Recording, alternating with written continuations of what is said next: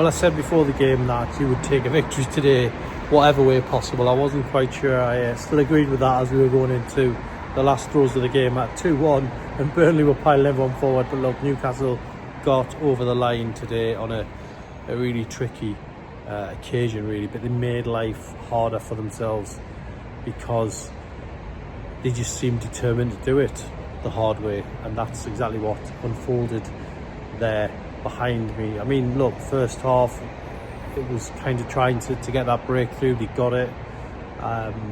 Bruno's moment of magic, the corner swirling in, fantastic for him to have that moment, and you know, that sort of set the tone for the game. And then to get a penalty after Burnley had been put down to 10 men, to get that penalty and go in with a 2-0 commanding lead. You know, I stood in the press room and I spoke to a couple of people saying, you know, surely it's impossible to not win.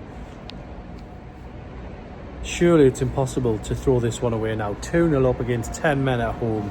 Surely the second half is simply going to be about getting a few more goals and Whistler getting onto the pitch to get his ovation. We all hope that will be the case, but unfortunately, as so often happens in football, it's so unpredictable. That was not the scenario. Newcastle, despite having the 2-0 lead given to them by Bruno and Gordon, they found it difficult. And you know, Burnley they were just awkward. They just didn't give up with 10 men, and Newcastle wasted a couple of chances. They could have went further ahead but didn't take that opportunity, so they actually made it harder on themselves to, you know, end the game in the way it did. And for me, when it went to 2-1 with the penalty, that was, you know, you're then fearing the worst. So from a position of such security, you're then fearing Newcastle throwing it away altogether.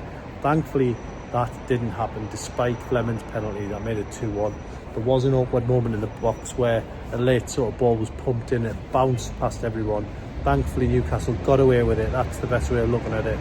They managed to avoid what would have been a complete disaster and set a really bad tone going into next week's derby game. And also we've got Leverkusen away in Germany, so it's, you know, a big week ahead. I think Newcastle fans really today, they just wanted to see their side get the 3 points, and they got that and put themselves in a position where they can actually go to Sunderland next week in the Premier League, win and overtake Sunderland. Now, given all the plaudits that Sunderland have had this season, and all the criticism and scrutiny Newcastle have suffered, for me that would be an amazing achievement, that you could leave the Stadium of Light ahead of Sunderland in the league and suddenly back in touch with the teams at the very top. So that would be amazing. But Newcastle have got to get past Leverkusen first, and I've always got bad memories of when Newcastle played Benfica a long time ago, and it was a midweek game, and then Newcastle had to face Sunderland here at St James's, and they were absolutely shattered, and Sunderland had the full week to prepare for it. So we've got to be really alert with this game. We've got to be wary of the fact that Newcastle have got Europe, but look, there's been other times where they've had European games. Look at last season, they went to Milan in midweek and then they thrashed Sheffield United 8-0. So it's a psychological thing in some ways.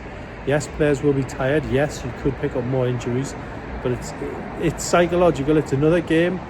There's sufficient rest for Newcastle in between. There's not much rest, but there's sufficient. They've got to reset after Leverkusen and go into that Sunderland game, because that's all people are going to be talking about now. I think Newcastle won't give Sunderland too much to bite at. I think the way they've set up their press duties this week, they've had no choice in a way.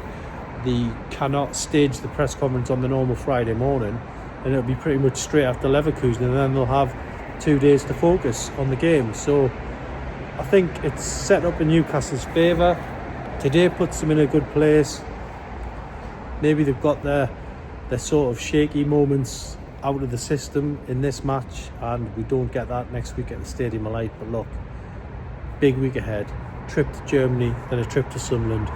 Newcastle can be in a great place this time next weekend. Let's hope they can get that win in Leverkusen, but if they don't, it's not a disaster, because we know 3 points against Sunderland, and the world in Newcastle, the world through Newcastle eyes will be a much better place.